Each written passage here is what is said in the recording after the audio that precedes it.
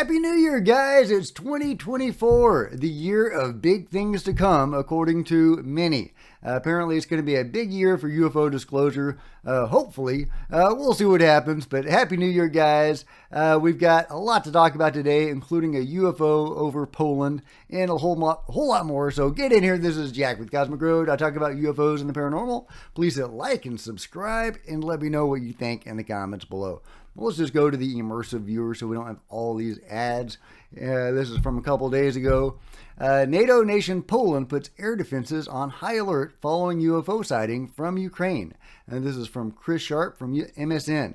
Poland has put its air defense forces on high alert following the identification of a UFO in Russia's devastating attack on Ukraine. Spokesperson for the operational command of Poland's armed forces told the press that Poland had put both its air defense systems and its pilots on high alert.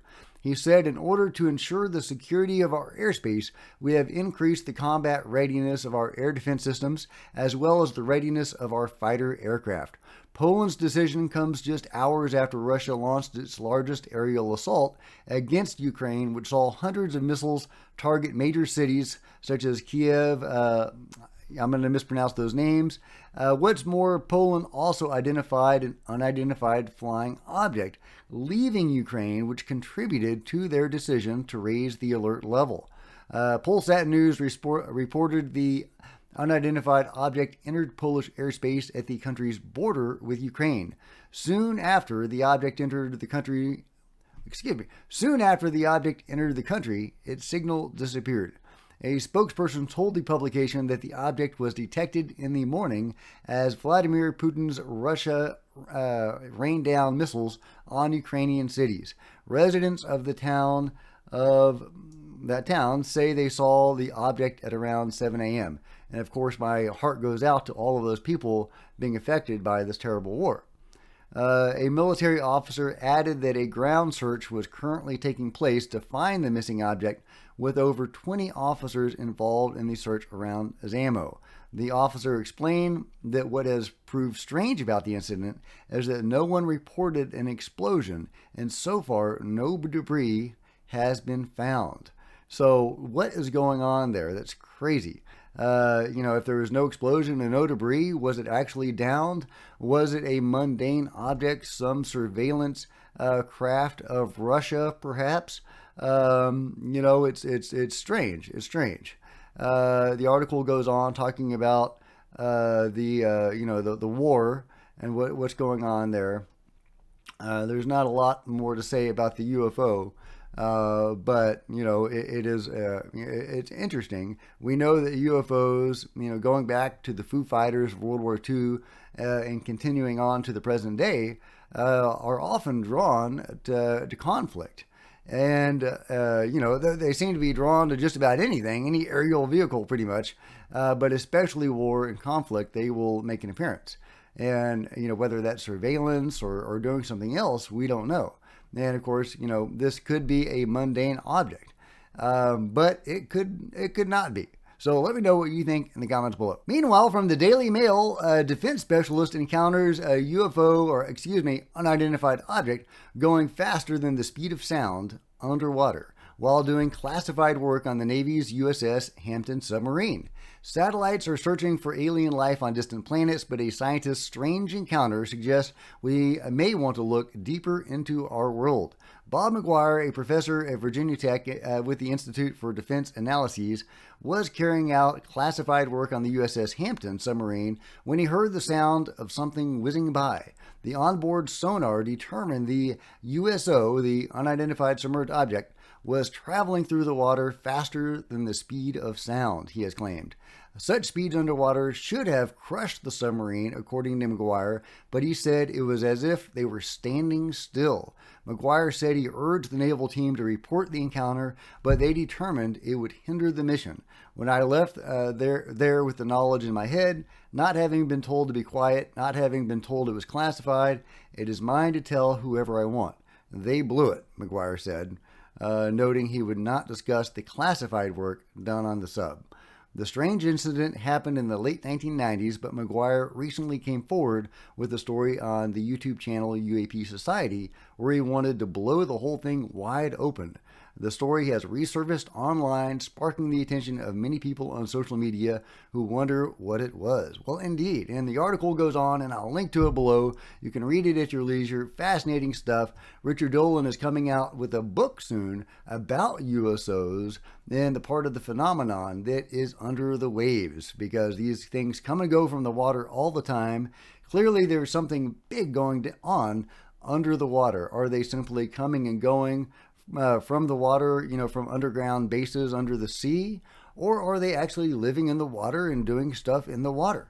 We don't know, at least I don't know. There is a good amount of evidence so far to suggest there are underground bases or civilizations even, and they may be coming and going from there. But, it could be more of a James Cameron, The Abyss situation where there are actually alien cities underwater. But, we don't know, but fascinating stuff. There are definitely underwater submerged objects that submarine people are seeing and others, and they go super fast, faster than anything that we could put out there. Meanwhile, Mick West is talking up a movie that he appeared in briefly called the UFO movie they don't want you to see. But, of course, they do want you to see it, because it's the UFO debunking movie put out by an ally of Mick West. And, I watched a few minutes of it. I couldn't take very much of it. It's completely a debunking movie about the UFO phenomenon, saying, what I got out of it from what I watched, basically UFOs would have had to come very far to get here. So it's very unlikely that they would have arrived simply because of the vast distances in space. But, clearly they're here. So distance doesn't seem to be that much of an obstacle to these guys. So, you put your head in the sand if you want to put your head in the sand. I hear sand is very cozy. But yeah, Mick goes on to debunk the UFO Navy videos, famously calling stuff a seagull. Yeah. So, go watch that movie if you want a good laugh. But, I don't have time to watch the full thing. But let me know if you did and what your thoughts are on the UFO movie they don't want you to see. But of course, it's the movie they do want you to see. Meanwhile, Nazca Mummies has this awesome tweet. I love it. We're talking, it's the new year. So who is the person of the year last year? Was it really Taylor Swift? No, of course. It was this guy right here. Boom. This is UFO disclosure, and I love it. I mean, we've got UFO disclosure in Mexico, in Peru. It's happening. It's here. I just finished reading the book about studying these things, written by the Russian scientist, and I'll have more to say about that later, talking about the DNA analyses done on these beings. And, they're real, they're authentic, and I am disclosure. B word. Pretty much, guys. Pretty much. But don't tell that to members of Congress who are denying this whole thing. This is from Askapol, Matt Laszlo. Love Matt. These are various quotes from various Congress people. Sherrod Brown laughs off UFOs. UFOs, he says. Ted Cruz laughs off David Grush. His testimony was pretty wild. I don't know what he's talking about, but if they've got little green men, I'd sure as hell like to see them. Well, me too, Ted Cruz. Me too. Senator Sheldon Whitehouse plugged Unnamed UFO Skeptics podcast. Of course, I have to add just about Ted Cruz. Go to Mexico. Go to Peru. There are the little men, as you call them. So go check that out, Ted. But yeah, Senator Sheldon Whitehouse plugs Unnamed UFO Skeptics podcast. It's just a very interesting podcast because it takes these things that look like they're unexplainable, and he very readily explains it. You can look at the cockpit dials and say, well, what happened here is the plane turned 30 degrees, and he just puts it all together. It's kind of a good debunking of some of the mystery about these videos. Whitehouse tells Askapol, I think it's worth checking out. Yeah, well, go check out all the debunking stuff. And it's valuable to have debunkers out there. Some of this stuff is BS, and it's good to get that called out and to only focus on the real encounters.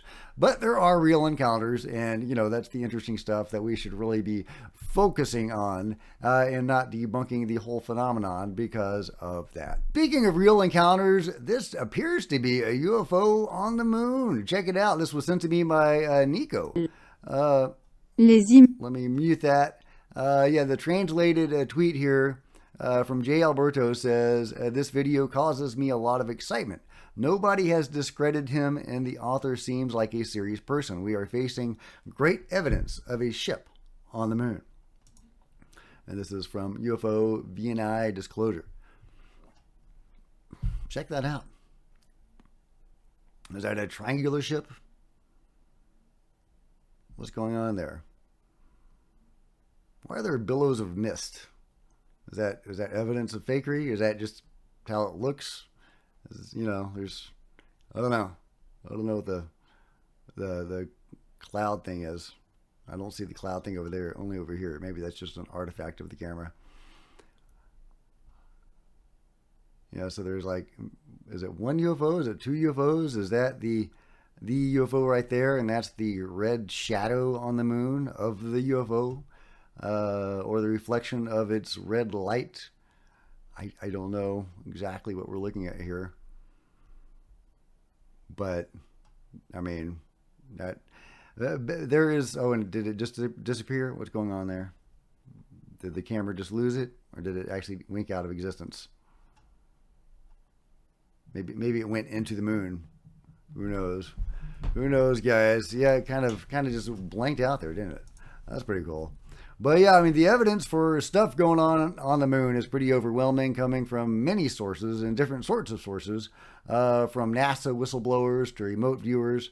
Yeah, there's some stuff going on the moon. And I'm sure there are ships coming and going from the moon.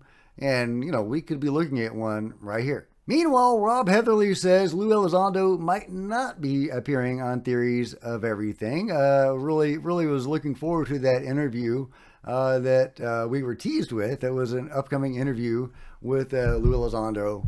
But Rob Heatherly is throwing some cold water on that. He says he talked to Lou a couple of days ago, and that doesn't seem to be the case. He says there seems to be a little confusion with this recent compilation by Kurt. His reference to an upcoming interview with Lou was part of a previous segment. There's nothing on the books for another interview presently. There is some debate about that if you read the comments. So, hopefully he's wrong, and we will get a new 3-hour interview with Lou the Man Elizondo. I mean, he's got his book coming up here in the near future, so he's got to plug that thing, right? So he's going to make the podcast. He's going to make the rounds at some point, and I would love to see him on Kurt again. Meanwhile, here's another crazy spiky UFO sent to me by Tim Clark. Check it out. This is awesome. From south of the border. Look at that crazy spiky UFO. What's up with these spiky UFOs? At least that one looks a little more symmetrical than the last one. Yeah. Is this a new phenomenon? Have these things always been seen? Is this some new race that's visiting us? Or are we just now capturing them on camera? I don't know, guys. Or do you think it's just all fake? All just a bunch of BS? Could be a raccoon. It's probably a raccoon.